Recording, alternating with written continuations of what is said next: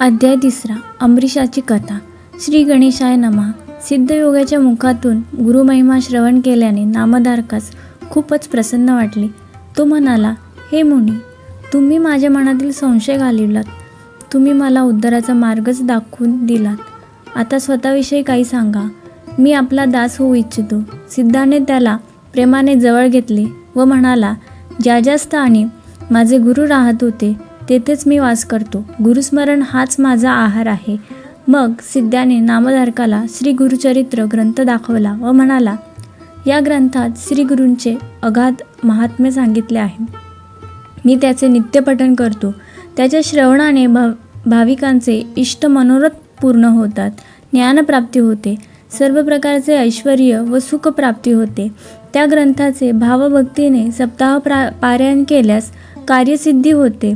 निपुत्रिकाला पुत्र होतो. ग्रहपीडा, रोगपीडा, ब्रह्म इत्यादी महापातके यांचे निवारण होते. बंधनातून मुक्ती मिळते. आयुष्य, आरोग्य व समृद्धी लाभते. ते ऐकून नामधारक उत्साहित होऊन म्हणाला, हे मुने, तुमच्या रूपाने मला साक्षात्कारी गुरुच भेटला आहे. श्री गुरुचरित्राचे श्रवण घडावे अशी माझी खूप इच्छा होती. ती इच्छा तुम्ही पूर्ण करा. त्याने नामधारकाला आपल्या समवेत भीमा अमरजा संगमावर नेले. ते दोघे एका अश्वत्थाखाली बसले. सिद्धयोगी नामधारकास म्हणाला, वत्सा, श्री गुरूंचे दास्य कसे करावे हे तुला माहीत नव्हते, म्हणूनच तुला चिंता व कष्ट भोगावे लागले. नामधारक म्हणाला, मला श्री गुरूंची ओळख पटवून द्या. सिद्धाला त्याची दया आली. तो म्हणाला, वत्सा, ज्यांच्या मनात दृढ भाव नाही ते अविद्येच्या मायेने वेढून दुःख भोगतात. ते भोगताना गुरुला दूषणे देतात. संशय टाकून दे. श्री गुरु म्हणजे कृपेचा सागर. तो तुझी कधीच उपेक्षा करणार नाही. त्यांनी वरदहस्त ठेवताच प्रपंचातही परमार्थ साध्य होतो. तू निसंदेह होऊन एकाग्रतेने गुरुभक्ती कर. सर्व भावे गुरुचरणांना शरण जा. नामधारकाने हात जोडले व म्हणाला, स्वामी, आपण धन्य आहात. आपण माझा संशय घालविलात.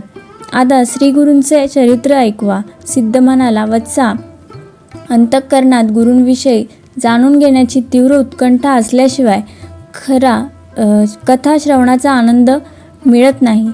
या ग्रंथाच्या श्रवणाने तुला चारी पुरुषार्थ साध्य होतील असा माझा आशीर्वाद आहे. कलियुगात तिन्ही देव एकच मनुष्यरूपाने अवतार घेऊन आले. तेच श्री गुरु होत.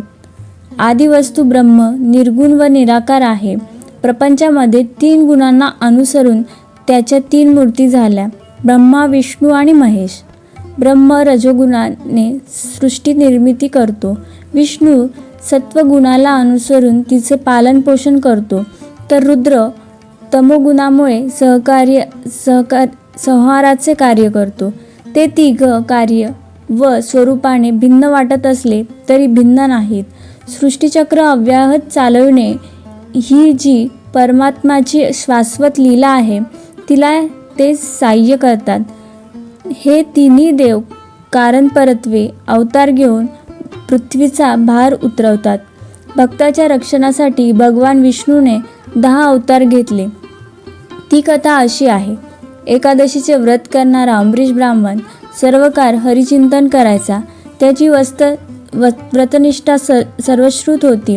एकादशी व्रत करणारे द्वादशीला भोजन करतात. त्यावेळी पारणे फेडण्याआधी कोणी अतिथी घरी आल्यास त्याला आधी भोजन देऊन मगच आपण जेवण करावे असे शास्त्र सांगते. एके दिवशी दुर्वासांनी त्याची परीक्षा घेण्याचे ठरवले. त्याचे व्रत भंग करण्याच्या उद्देशाने ते द्वादशीला मुद्दामच त्याच्या घरी आले. त्या दिवशी द्वादशी तिथी घटकाभरच होती. पारणे करायचे तर तेवढ्या अवधीत अन्नग्रहण करणे क्रमप्राप्त होते. अमरीशाच्या दुर्वासांचे स्वागत केले.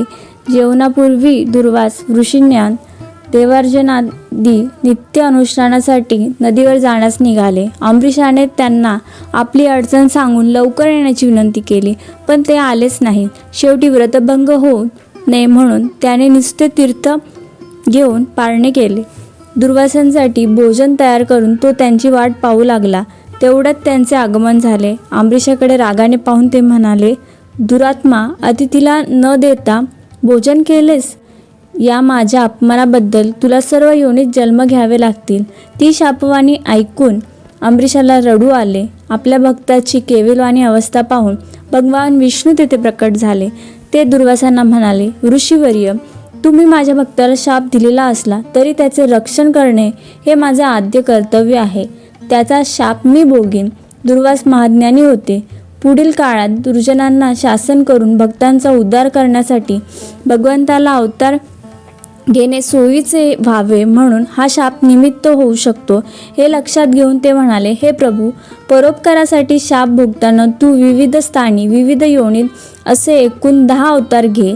त्यानंतर विष्णूने मत्स्य, कूर्म, वराह, नरसिंह, वामन, परशुराम, राम, कृष्ण व बुद्ध असे क्रमाने 9 अवतार घेतले. पुढे कल्की नावाने 10वा अवतार होणार आहे. आता मी तुला दत्तावताराची कथा सांगतो, ऐक.